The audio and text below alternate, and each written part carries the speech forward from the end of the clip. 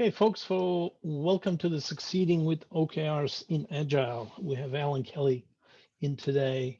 So, a couple of things about this talk. So, Agile has lost its shine. Corporate Agile has basically stripped away all the fun, passion, excitement, and learning, and adding OKRs. I'm not quite sure if you know, they started from Intel some decades ago. Basically, just makes it worse. Reinvention, top-down management by objectives with added metrics to mislead and distort reality. Such OKRs are basically little more than return to command and control. But that's what tonight's speaker thought, a former OKR cynic. But after using OKR with multiple teams, he got a surprise they work, and he used them very effectively with Agile. And for all the SAFe folks, as you might know, since SAFe 5.0, OKRs are basically one way to express the strategic theme. So let's hear about them from the former OKRs cynic. So Allan's considered himself an Agile guide. He helps software professionals enjoy more fulfilling and satisfying work by improving the way work is organized and requests are made. So happier people and better ways of working make for more effective companies, greater value and competitive advantage.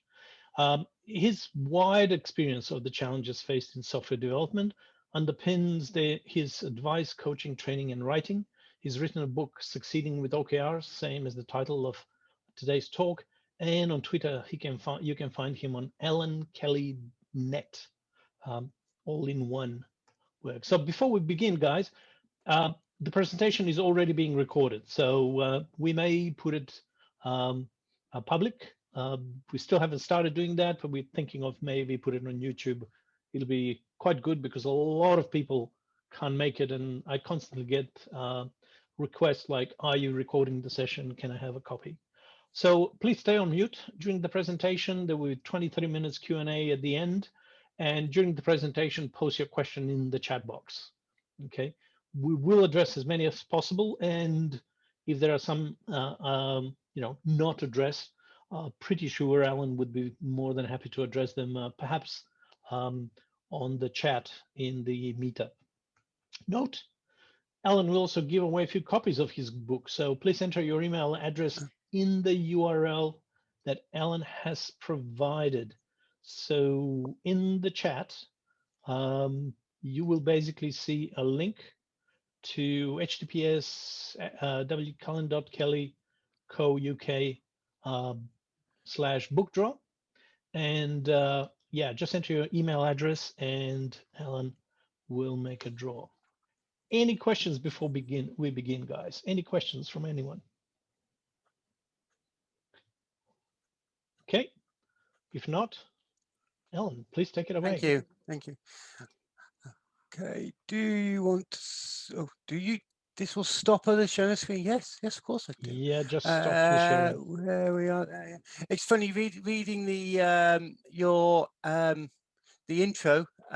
Remind me, I feel as if 10, 15 years ago, when I went into organizations, all the developers were really keen to do Agile, but the problem was they'd say, "My manager won't let me."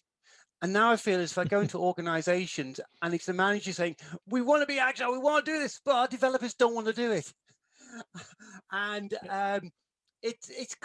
feels like it's come full circle. And I think those of us in the Agile community have spent a lot of the last 15 years trying to make Agile acceptable to the management classes, as it were. I noticed we've got Sunil on the call as well. His book's a great contribution there.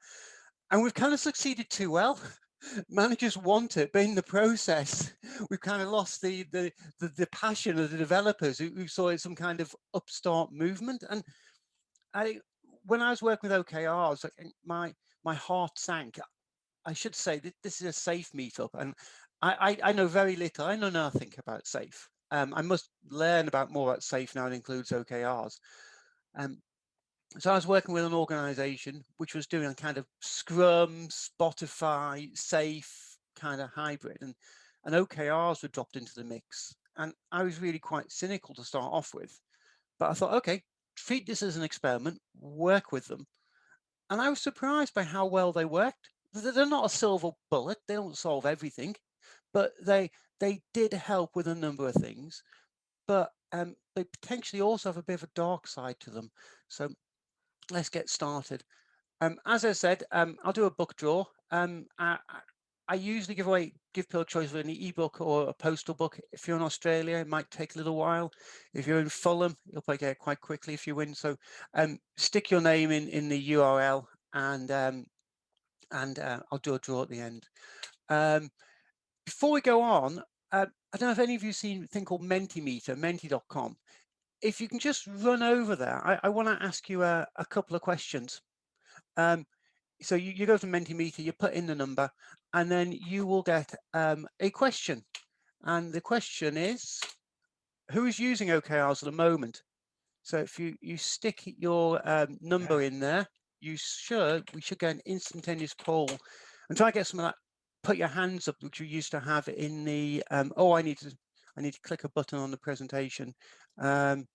So yeah, so that should be working. If you go to menti.com and put in that number, one great thing about doing things online is you're all sitting in front of a machine. So yeah, plan to use. Okay. 2. Yes. Yes. I think you all see the results as soon as you've answered the question, don't you? So.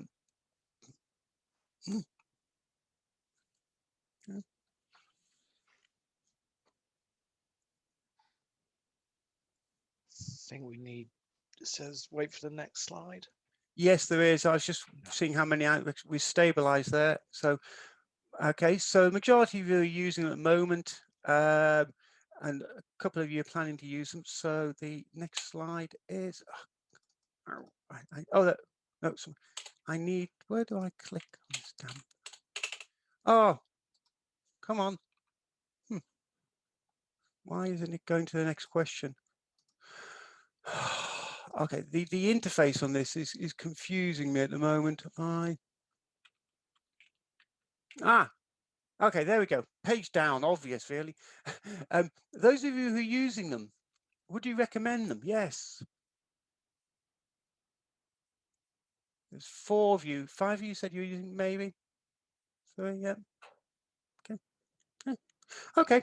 It gives me a feel for who's in the audience. So if I'll come back to the presentation, back to the main screen. As I don't know SAFe. This, as in my experience, builds on working with a financial institution, which is not a bank. It's an institution all banks know, but it's not a bank. And what I found, and there's elements of SAFe in there, but I don't know about SAFe. So this is 2021, and before we go anywhere else, we need to talk about the virus, don't we? The Agile virus, that is. The Agile virus was first spotted around 2021, although we have reason to believe that it was circulating far earlier, depending on who you read. It's been around for a while. And the other thing that you'll notice is the Agile virus is spread by digital technology use. Before we had digital technology, those computers you're sitting in front of, we didn't really have Agile. We had some elements of it. We'd seen examples of things which we'd now label Agile, but nobody used the word Agile. And as digital technology spreads, Agile spreads. And for me, Agile is now the processes, the way of working that you use when you are trying to maximize your value from digital technology. Digital technology enables a different style of working. The old processes we had in the pre-Agile, in the pre-digital world were fine, but in a digital world, which is overwhelmingly knowledge work, Agile's the way we work. So Agile spreads with digital technology. And it mutates. Like any good virus, it mutates. We get different strains, and it has self-modifying DNA. This is good and this is bad. This means that you get into an organization, you start doing Agile, and you can tailor it and you can change it and you can modify it for that environment and that team and that skill set. And that's how we get better. If Scrum was the last word on how to do a brilliant team, we wouldn't need retrospectives and we wouldn't have any further learning to do. But it's not. we can modify Agile. But because we're allowed to modify Agile, we're also allowed to modify Agile to say, you know what, we're going to do a week of requirements, a week of design, a week of coding, and a week of testing. And then we'll spend a week releasing it, and we'll call it Agile. We're allowed to do a morning meeting, and we'll call everything Agile. We don't change anything else. So we can modify Agile, and that is for good, and that is for bad. Today, there's two clear strains of Agile in the world. One, I was calling mild Agile, but I think corporate Agile is a better word for it. And corporate Agile is your natural home is a bank. Things don't necessarily move that fast there. The other strain of Agile, I haven't found the right name for it. I'm kind of calling it radical Agile, although maybe learning Agile or mutating Agile or something would be better. In a radical Agile team, the team are constantly pushing the boundaries. They're constantly retrospective. They're constantly learning. They're constantly experimenting. And they are changing Agile and taking it in the direction they want to go. In the corporate world, it's only a mild infection. It's unlikely to kill you, but you won't see the benefits you see from radical Agile. Corporate Agile is a weakened form of the virus. Corporate Agile is better than what they had before they went Agile, but it doesn't necessarily fulfill the dreams that many of us had 10, 15, 20 years ago when we started using this word Agile, when we started talking about it. It kind of upsets me a bit where you get Agile people talking about fake Agile and pseudo Agile and this kind of stuff, because for many of those organizations, this weakened form of Agile they're doing is still better than what it was before. And if Agile is a journey, as long as you're learning and improving, it doesn't matter how bad you are, you'll get there eventually. In corporate Agile, corporations aim for a very high R value. They're looking to roll Agile out across the teams. They want to see a lot of teams doing sprints, having scrum masters, doing planning meetings, and kicking all the ceremonies off. And you may well see this in an Agile maturity assessment, where you're asked on a number of criteria. Do you score 1 to 5? And the emphasis is on reproducing the Agile virus. However, effectiveness, which we can call E, if reproduction is R, let's call effectiveness E, you tend to find effectiveness is left lagging. You've got these teams that are doing planning meetings and doing user stories and all the rest of it, but you know what? The stories are spanning multiple sprints and they aren't delivering that regularly. And yes, it's better than what went before, but it's still far from the dreams that we used to have. And so corporations emphasize reproduction over effectiveness. So common symptoms, 3-week sprints. I've never seen a 3-week sprint which was better than a 2-week sprint. Another common symptom is a lot of standardization. And maybe this is where we can debate SAFe a bit. Because if you have standardization, you're all going to move at the pace of the slowest ship in the convoy, because the slowest ship sets the pace. That is the standard. You don't want people racing ahead. And that also means you limit the experiments and the autonomy within teams because you've got a standard. You're all traveling in convoy. If someone starts zigzagging, that's a problem. Yeah. So this is corporate Agile. Why do companies do this? I will let you answer that. I'm sure you've all got opinions on that. Maybe type some things into the chat window. I mean, legitimately, risk aversion. If you're a small company, a startup, what have you got to lose? Maybe your credit card balance. Small companies don't have a lot to lose. They're often quite new. In a large corporation, you've got a lot to lose. You need to justify your decisions to other people, to shareholders. And there's also an incentive in large corporations to do what everyone else is doing. So this is what happens at the macro level, where the board of directors call in the same consultancies to tell them what the other companies are doing and then copy them.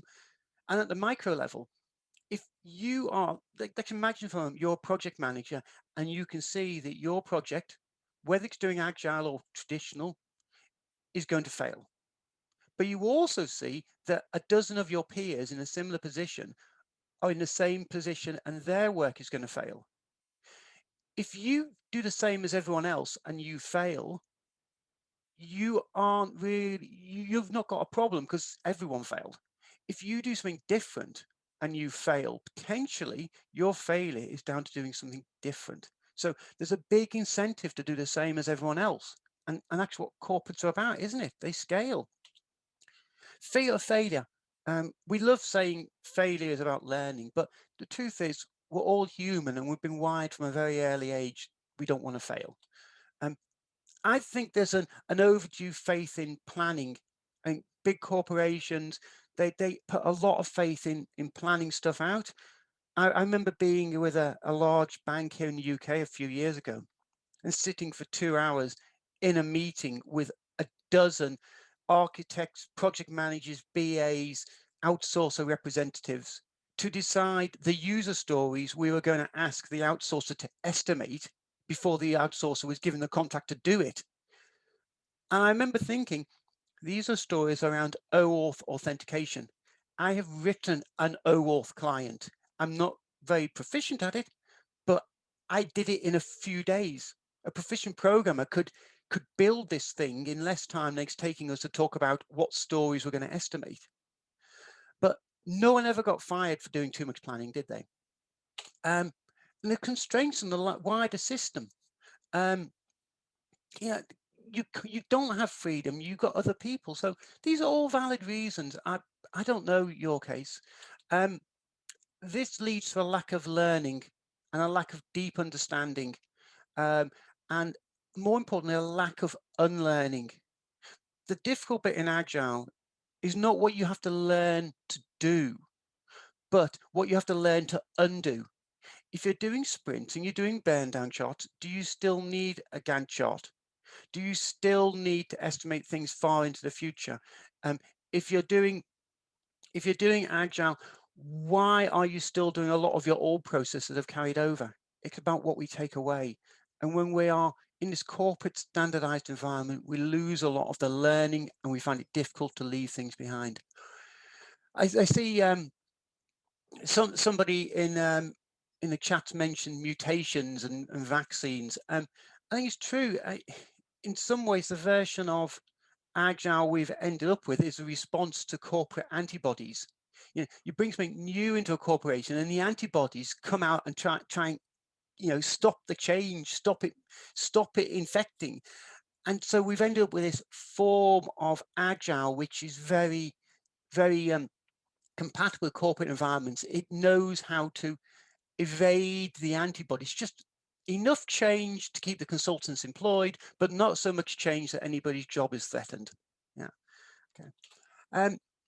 So corporate Agile, we have a commoditization. It undermines effectiveness, and that ultimately undermines competitive advantage. Because if everyone is working the same way, nobody's going to get advantage from working that way. There's a lack of motivation in staff, we mentioned before, a simple lack of fun. I remember when we were first doing this stuff, we were having fun because we were so experimenting, it was so wacky. And you talk to the best teams in the industry and they still have a lot of fun. Lack of experimentation, I've mentioned. Lack of rapid learning, I mentioned learning. One other thing you see is centralized learning teams or centers of excellence. And there are a few people who are in the center of excellence, and they are the ones who are learning and setting the standards. And other people are meant to implement them. So again, you're going against learning. A lot of administrative processes remain intact, going back to the unlearning. But again, this is all better than what went before. It doesn't address all the issues. It leaves those of us who are keen on Agile, leaves us wanting more, but it's better for these corporations than what went before. And it may be good enough for them. So how can OKRs help here? Why OKRs? Because after all, OKRs are an extension of management by objective, aren't they? The old Peter Drucker method of working, and they're just command and control, aren't they? Well, that was kind of what I was thinking until I started working with them. And in OKRs, I see an alternative to the project model. I think there's a lot of agreement in the world now that the way we used to do IT around the project model doesn't really model our digital age. And many of you will have come across me originally for the no projects critique. That's one of the things I was famous for. And that mutated into what I call continuous digital. But I think it's the same idea as you have in SAFe with value streams. It's the same idea I've heard articulated as products over projects, and even teams over projects. This idea that you are never done. Your product, your service is embedded in the technology. And if you're going to advance your business, you're going to advance your product, your service, you need to keep changing it. And the idea that one day we are done is gone away. When you go into the supermarket and the supermarket says, we've sold everything, we're done, that's failure. If your business is digital, your business is continual. So the project model, we're leaving that behind. May fit in some places, but I think OKRs support this thinking. It's a quarter, a quarter, a quarter, a quarter. It's established, so it's respectable. The corporate antibodies don't try and kill OKRs, and it's liked by the big management consultants. So it's almost, this is almost like, our vaccine is coming in. The vector of attack is through the consultancies. The consultancies carry it in. And it fits well with Agile. It's terrific, it's outcome orientated. I sometimes see OKRs as a test-driven management. At the end of the quarter, this is what we want to have. This is our objective. These are our acceptance criteria. And you're driving it. And while it's often seen as top-down command and control, I think it can be used to support independent units and devolve authority. It can be a permission giver, to use an expression the Kanban folks like. So, one more thing. It embraces failure. So famously with OKRs, you're only supposed to hit 70%, or rather Google expects you to hit 70% of your OKRs. And if you're working with OKRs, check with your management what percentage they expect you to hit. I've certainly come across managers or other teams that see 100% of OKRs as the target. And I think misunderstanding as to what you're trying to get here, predictability or ambition, because those two things are contradictory. If we want predictability, we have to stay on safe ground. If we are prepared to step out of our safe ground, and we can have ambition, because you can fail. And certainly OKRs embrace failure. Failure is an option, but you probably want to validate that inside your organization. Again, I think there's a bit of a feeling that people look at Google and they hear Google uses OKRs. So if we take our organization and we add OKRs, then our organization will be Google, won't it? It doesn't quite work like that. Corporate culture is a big issue. And so your OKRs are going to need to fit your corporate culture, and the degree to which you embrace failure, and the degree to which you'll trade off ambition against predictability. So I think OKRs enhance team authority, but that's a bit contradictory, because if you think about it, the way MBOs work and the way a lot of managers look, or senior managers look at OKRs is classic. Management at the top passes some objectives down to the middle managers, and the middle managers pass them down to their team. So your objectives cascade down. That's classic management by objective. And a lot of people interpret OKRs as this.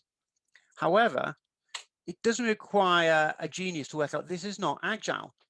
Agile is about self-managing, self-organizing teams, trusting the people who do the work, the people at the code face know what's needed best. So if you implement management by objectives, or OKRs in this fashion, it's not Agile. So what is it? So I think OKRs are more bottom up. So the way I think of it is we've got a leader, and we say at the top of the organization, let me come back to that word. We've got a leader who sets out the destination. We've got a leader who tells us where we want to be going, a leader who paints a vision, who enthuses us, who sees the picture, whatever your metaphor, the leader talks about destination. But the leader is vague in how they do that. The leader deliberately doesn't fill in the details. So part one. Part two, they then say to their teams, How can you help me? Because remember, we have standing teams because we're in a no projects world. We're not assembling teams. We've got Spotify teams, value stream teams, whatever they are. Your teams are there and your teams have a specialization. And the leader says, hey, we all want to go to New Zealand on holiday. How can you help us? How can the teams out there doing what you do, how can you contribute to that goal? And third, remember, in a team, middle managers are much more embedded in a team. You may still have managers floating around, but they're much closer to the team. So, and the teams then respond to the manager, and the teams say, hey, for the next quarter, and OKRs are usually quarter by quarter by quarter, for the next quarter, this is what we do. This is how we will advance that vision. That is how we will move towards this goal. This is, the teams come back and the teams offer them up. And there's probably some iteration here. Now, I said a moment ago, I talked about top down and bottom up, and I put a placeholder there because I think top down and bottom up are actually the wrong metaphors. I know it's how we talk about it, and I know the logic, but if we're searching for autonomous teams, it's better, I think, to think about the leader is the center of our solar system. The leader is the sun. We all go around the leader. The CEO, perhaps even the whole C-suite, the CFO, the CTO, all the teams in the organization have a relationship with those leaders. They may not be on speaking terms, but they have a kind of relationship, and they're all trying to do things relative to the leaders. At the same time, the leaders or the teams are autonomous. They don't look to the leaders for every decision, whether they're out of bed in the morning. The teams have a degree of autonomy, and so it's more like a solar system, and your teams are circling around the center, which is the core management team. And so the core management team says, hey teams, this is where we want to go, and they respond. And in the process, yes, they respond, as I just said, they will talk. They will talk to the leaders. The team may say, this is what we're going to do. Hey, Mr. CEO, Mr. Division person, Miss CFO, they'll say, this is what we're planning to do. Does this look like it will further your agenda? And you have a conversation. It's not about one side or the other telling the other side, because teams are not islands. Teams have stakeholders, and the senior people in the organization are important stakeholders, and teams have relationships with other teams, and they'll talk to those other teams. So they're talking everywhere, and for me, the leaders exist to support the teams. So the leaders' goals are about performing, teams delivering benefits. So if the leadership team have OKRs, they're going to be something like support teams, listen to customers, increase psychological safety, the things which will enhance the team's servant leader model. What a surprise. Recently, I've kind of taken a step forward, and I now imagine it's a bit less like solar systems and more like ripples in a pond. That you've got these leaders and these teams and these customers, and they're all making ripples and they're sending out messages. So the CEO sends out a message and it sends them ripples, and your competitors are doing the same thing. They're dropping new products in and they're interfering with the CEO's message and amplifying it, and customers are sending you messages, and your team's deciding what it's going to do, setting its OKRs, and so are other teams. And so if you've got the computing power, you possibly could work out the interplay of all these waves. But actually, it's more or less random. You might as well accept it's random, that it's going to vary.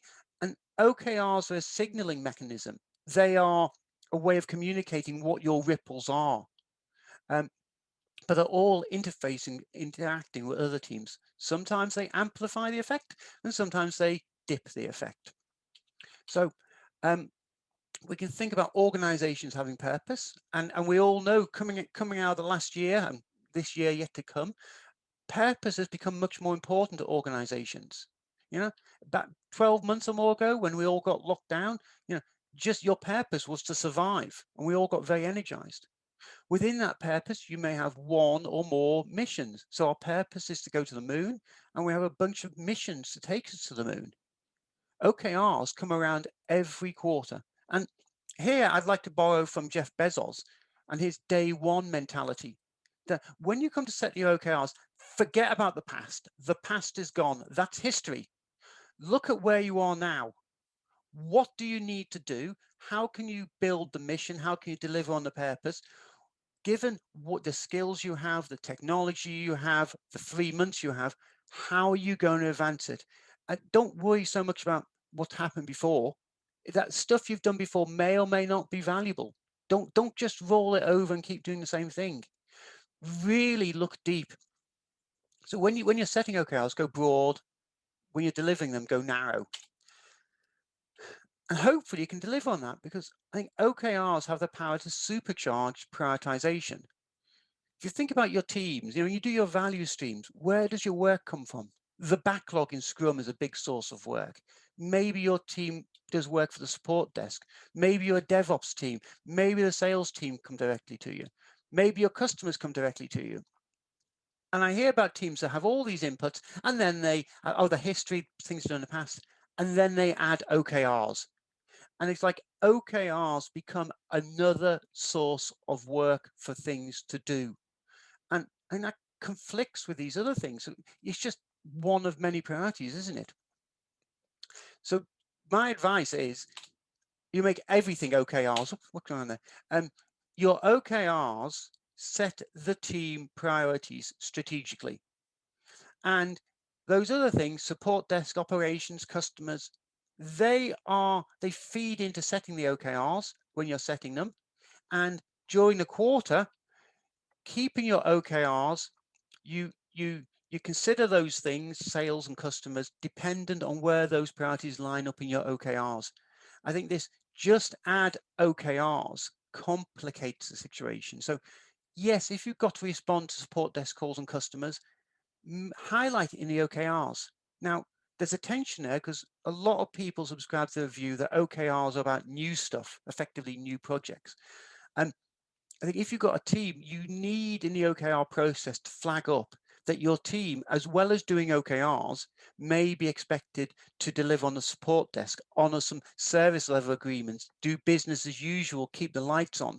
So I think you need to weave this into your OKRs somehow.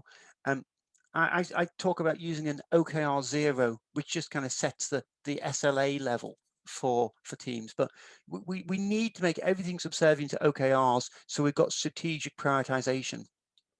And this extends to the backlog, because the backlog says do this and the OKRs say do that, and they're potentially confusing the director in different ways. And my advice is simply throw away your backlog. Let OKRs drive everything. When I was working with this team a couple of years ago, me and one of the coaches had this debate. Should the OKRs follow the backlog, or should the backlog follow the OKRs? Do you set OKRs to say what you're going to do from the backlog, maybe big themes, or is it the other way around? And her team tried to craft OKRs to describe the things they intended to do from the backlog. And I took the opposite approach, and I crafted OKRs and said, we'll leave the backlog where it is. If we can pick stuff out of it useful, good, but we'll focus on the OKRs. At the end of the quarter, 3 months later, we sat down, we had coffee, we talked about it, and she said, I'm going to do it your way. So OKRs are more strategic than the backlog. With backlog, we often get lost in the detail. It's the woods and the trees problem. You can see all these trees, which is your backlog, but you can't see the woods, you can't see the forest. So I just throw your backlog away. Let OKRs drive all your work. See your OKRs as a story generator. Look at your OKRs. What do we need to do next? What stories shall we write to deliver those OKRs, to move us forward with those OKRs?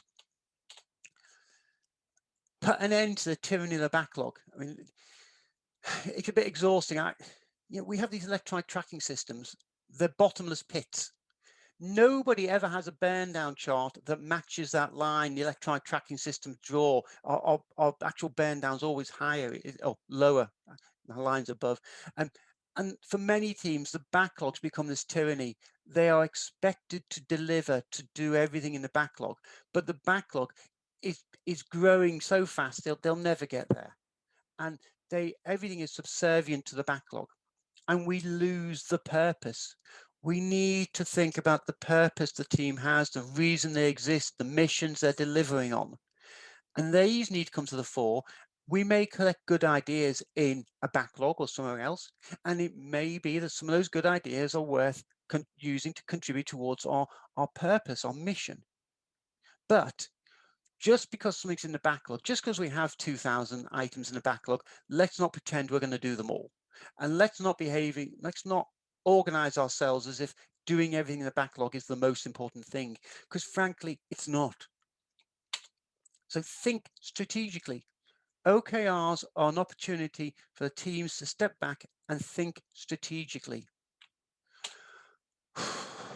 Success or failure? How do we judge success or failure?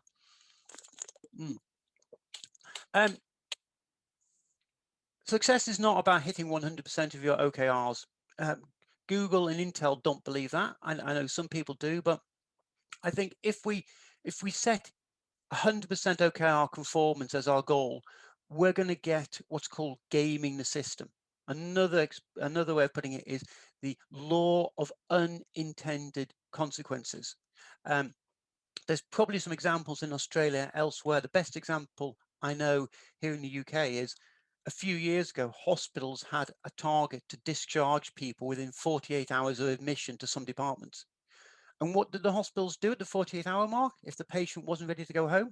They discharged them into the car park and 10 minutes readmitted them. Now, that is not good for the patient's well-being, but it helps you meet your targets.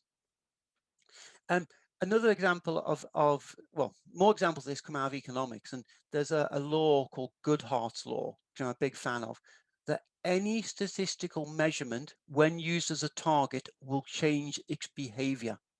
The economist Charles Goodhart first noticed it when governments were trying to reduce inflation, but you see it again and again in places. You can measure something, but if you start using that measurement as a target, people find ways of meeting the target, but you get these unintended consequences elsewhere and you don't get what you wanted. So 100% of OKRs is not success. I don't think 70% is success. Google may do it. I don't know what your organization wants to do, but if you have a hard and fast 70% of OKRs is a success criteria, you're going to get very sophisticated gameplay as teams set some OKRs, which they know they can meet, and some OKRs, which they don't give a damn about. So 70% can't be success. OKRs create focus. And for me, that alone is the success criteria. Being able to say, we're not doing something, we are focused on something else, and we have these OKRs here, which we've agreed with other people as our focus. Now, that is not to say that you are blind and you ignore the world around you, and if your house is burning down, you don't put water on it. But there are times when you want to be able to say, no, this is what we're doing. We're not putting out all the fires. We're prepared to let some fires burn. Because if all you ever do is put out fires, then all you'll ever do is be a firefighter. Now, for some teams, that's the right thing. But for some teams, you want something more. So for me, OKRs creating focus is success enough. But for many others, they want more, and I don't blame them. Think of OKRs as a hypothesis about what is needed. At the start of the quarter, when we set our OKRs, what do we think is needed? We're going to try and do these things. But ultimately, the success of OKRs is, have you added value? Is there an outcome? And the outcome could be that you've proved or disproved a hypothesis. You've done some learning. An outcome could be you've delivered more money to the company. The outcome could be created benefit for society. The outcome could be you've moved the mission forward. The outcome could be many things. But it's about the actual outcome, not the output. And some of those outcomes may just be experiments you've run and the learning that has created. So ultimately, I don't think we can judge OKR success by have you hit 100%, 70%, or any other number.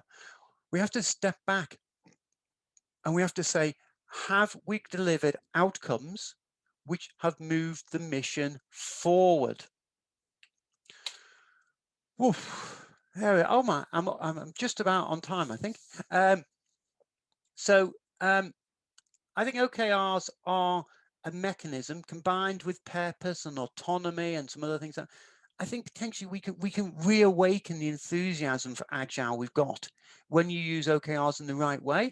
And that fits within a corporate environment because OKRs, they give a way of interfacing the management cadre with the teams. It's a way of explaining what they're doing. It's a way of talking about what different teams are doing. So I see great potential here. And we can embrace purpose-driven development and strategy because we need to step back and get away from just doing the backlog. Woof. Thank you. Thanks, Alan. That was awesome. Yeah, it's interesting that quite radical things that you're mentioning there to throw away the backlog. But actually, yeah, everyone jumps on to throw away a backlog. yeah, that's quite radical. You still have it, but it's driven by kind of thing. You still have to do something. But hey, guys, not much posted in the chat in terms of questions, but feel free, anyone, just chip in questions. I had an interesting one on the. I did stick it in the chat about stretching.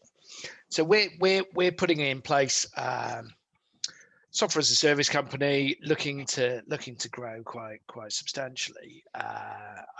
So what we did was I said, well, let's increase the stretch on the growth. And the CEO was like, no, because if we take that to the board, imagine we got to do 20% growth, and we do a stretch goal of 25% growth, but we hit 23% growth.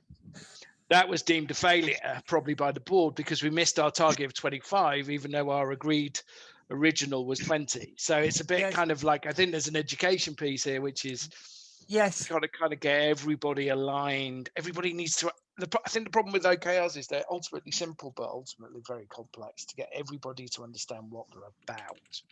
Yes. What they're trying to do in terms of behavior. Yes, that's kind of what I'm talking about in that slide about success. Success is not how many OKRs did you do. You're quite right there, because that's where you get into this gaming. So in OKRs, we do want very hard, very quantified targets.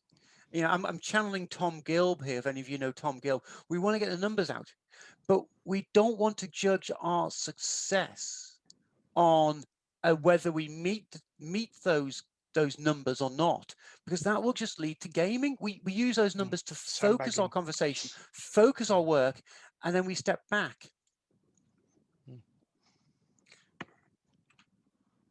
I think there's an interesting one on cascading. Somebody's put, an alignment, I guess, cascading. That might be interesting to go into, because I was looking at a tool that seemed to I was looking at Ali. We're using Ali.io, and that seems very sort of very cascading. It might be it might feel too hierarchical, so it's probably interesting to delve into that. So there's Ethan, one there sorry, Ethan, it was the person who you want to complete your question, or just the comment that is in the chat box? Yeah, it was really just more of a general question on what your experience has been. Part of the problem I see is that there seems to be two schools of thought around cascading OKRs. The first one is where you take the key results that you're given and you then develop your own objectives to meet those key results. And then so on and so on. The other method that I've seen is where you're given some key results and then you effectively, those key results become your objectives, and then you develop a key result to meet that objective, but then that objective's already got a number in it, so it kind of gets a bit confusing.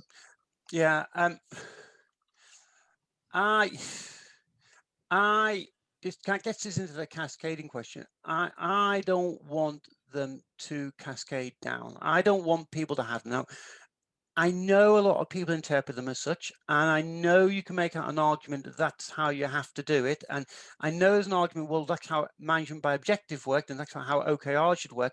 But that is not very agile.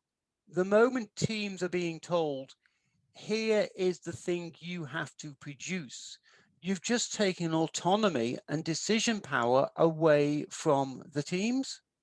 And so while I don't doubt you can use OKRs in that fashion, I don't think you can use that fashion if you're claiming to be agile, because you're contradicting agile. So my take on it is that while the leaders can sketch out where they want to go, they can set the purpose, the mission, the culture. You want the teams to come back and the teams to be saying, this is how we can contribute to that. This is what we will do.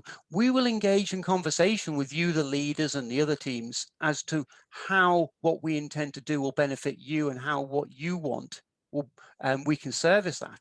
But I don't think there's a simple, one person says this and therefore somebody else has to pick it up and amplify it.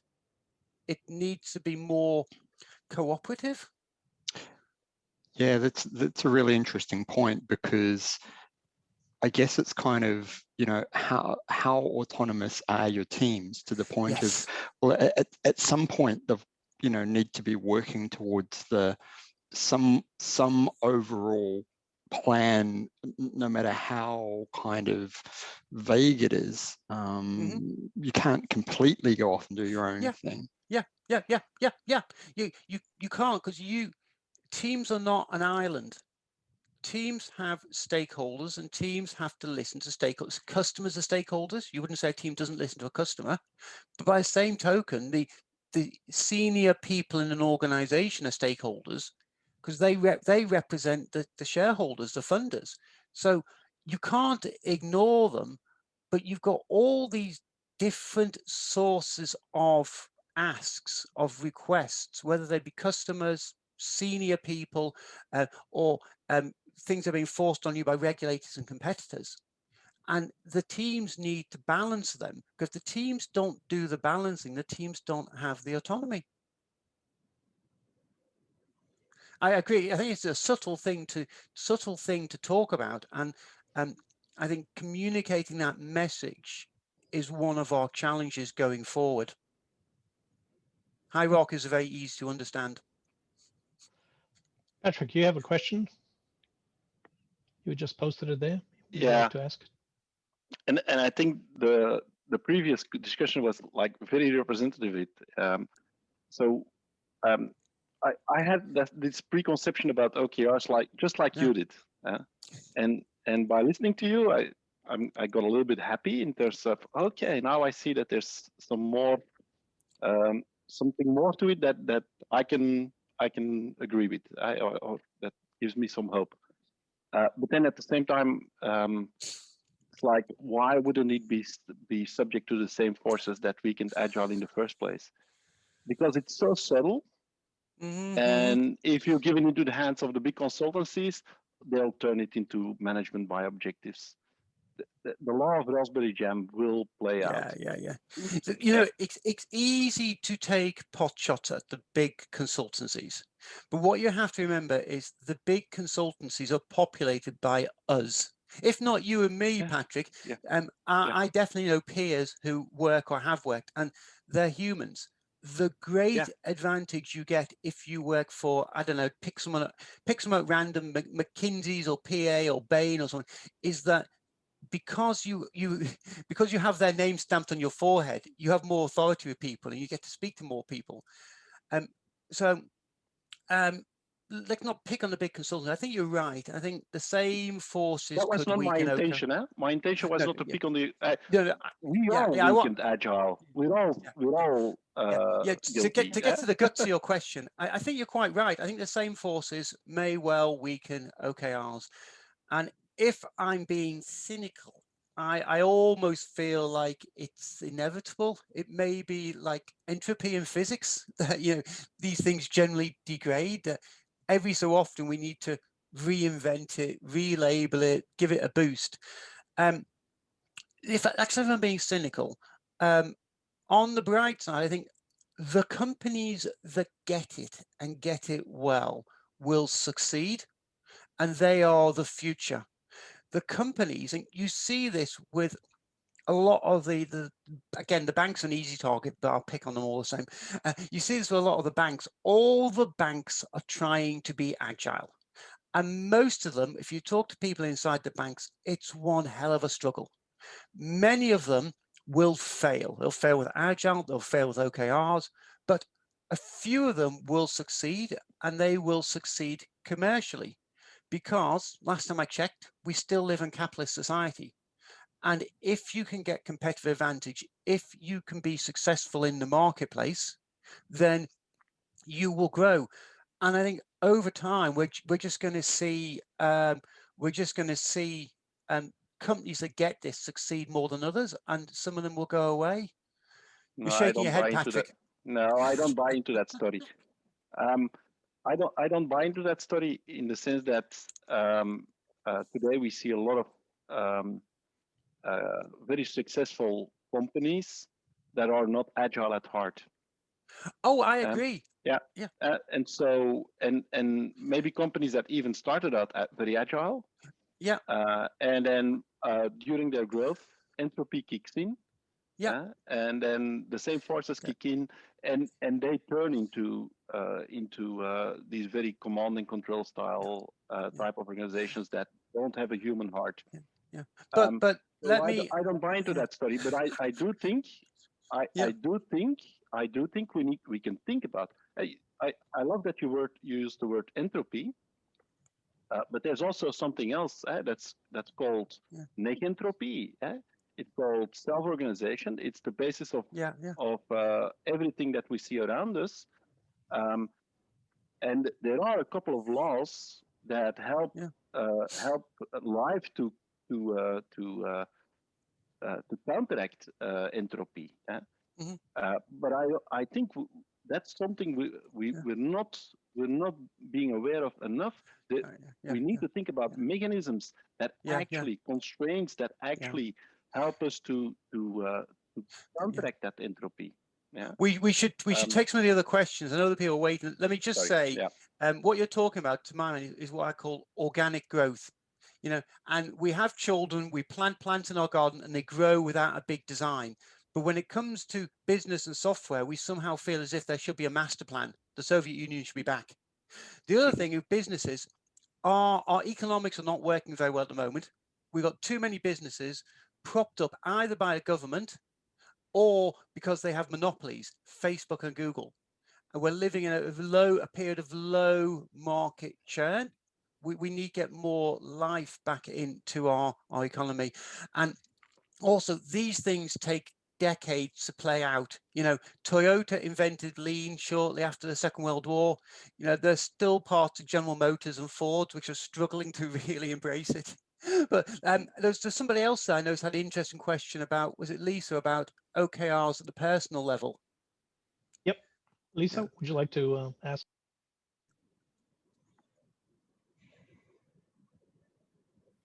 Sorry about that. Yeah, have you seen them working effectively where they're actually adding value and not becoming just a management tool?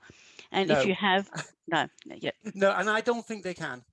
I think, to me, OKRs are a team level device.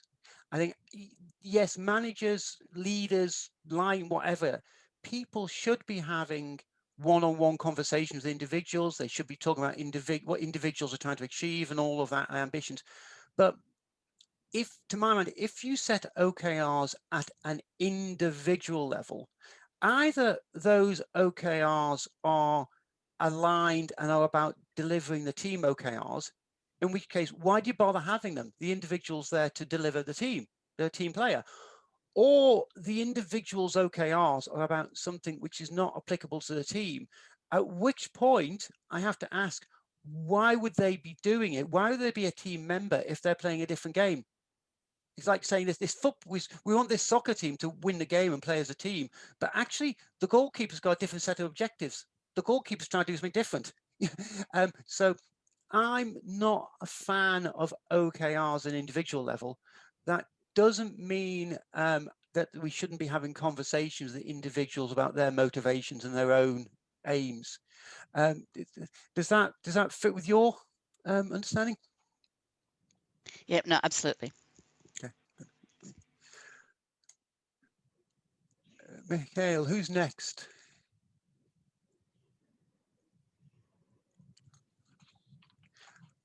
Mikhail seems to be talking, but he's on mute.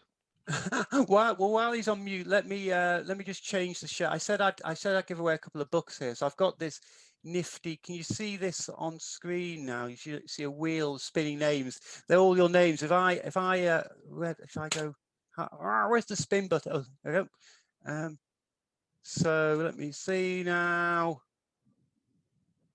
Oh, Chris, I've got your email address. I'll drop you a mail. Congratulations. So I said I'd do 2. So spin again.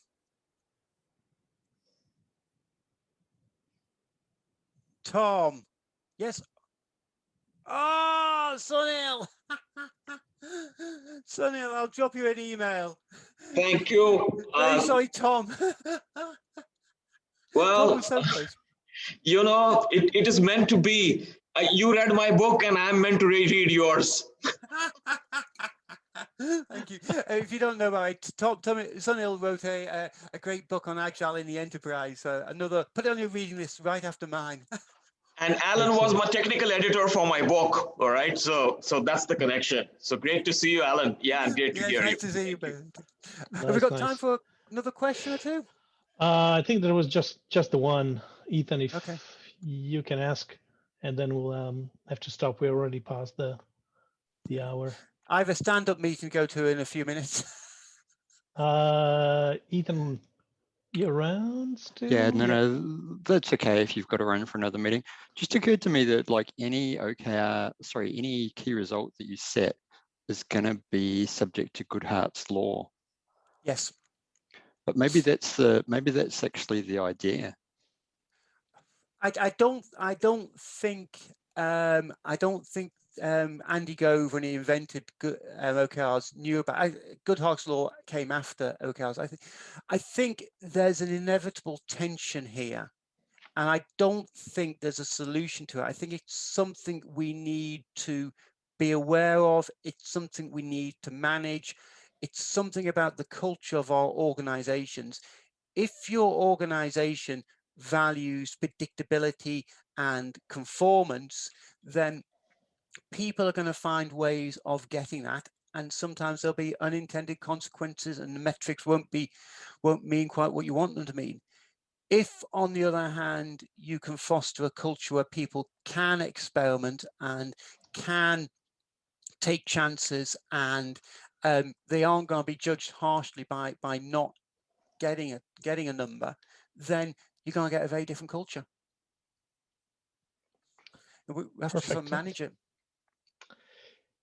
And with that, maybe we can close the session, guys. Alan, thank you so much for this. It was quite interesting. I think we were on the tip of our toes, and looking forward to reading your book to get a bit more about it. So thank you so much, and thanks to everyone, guys. Thanks for joining. Hopefully, as I mentioned, we'll put this on where you can kind of share it with other people as well. And hope to see you next month. Thanks again. Thanks, everybody. Thank you. Bye. Bye. Bye. Bye.